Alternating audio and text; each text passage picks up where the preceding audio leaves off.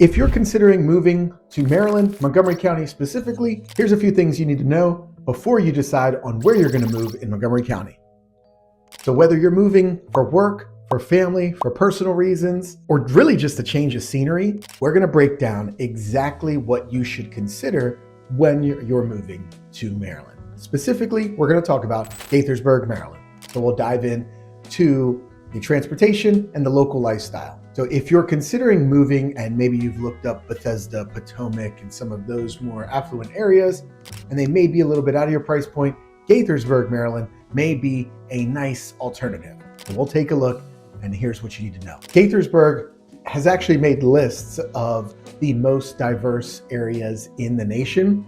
Has a population of 70,000 people. The average age is 36 years old. So it is a good hub, a great hub for young professionals, growing families, coming here for the job market, moving in and out of the city. Now, the reason it is so popular is because of its proximity to Washington, D.C. It is at the end of the Red Line, Shady Grove Metro being the tail end of it. So you can go from Shady Grove all the way down to DC in about 30 to 45 minutes, depending on the train stations and the delays and things like that. Now, if you don't take public transportation and you prefer to drive, you can jump right on 270, go south, you'll get on 495, and it'll take you right into DC. You have a bunch of different options as to how you get in and out of the city from that point. Now, Gaithersburg, Maryland has a really strong economic outlook, and it's huge on the jobs market here in the area. The largest industries in Gaithersburg are biotechnology, government, followed by IT and information technology. So the major employers are Lockheed Martin,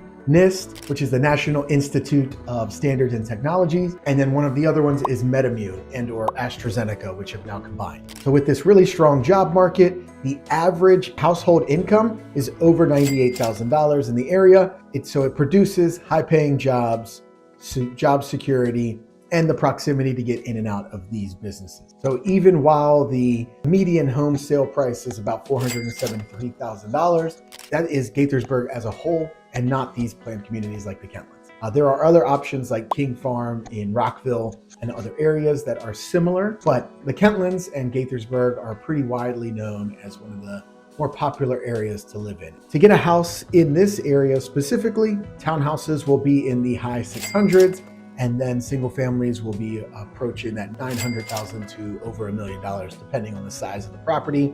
Now, the only downside of living in the Kentlands, and there's pros and cons to both of these, is that you sacrifice having a little bit of land for the proximity and the location for everything, right? If you were to move to different parts of Gaithersburg, you get a little more land, but you get less amenities. You cannot walk to absolutely everything. In the Kentlands, you walk outside your door and you are within a couple minutes of absolutely everything that you would want. Now, if you decide not to move into the Kentlands specifically, and you're thinking of just a more traditional neighborhood approach, then single family homes are going to range around $600,000 and up, right? And it depends on the neighborhood and the size home that you get. So you can get something around the $650,000 to $750,000 range for a traditional smaller single family home.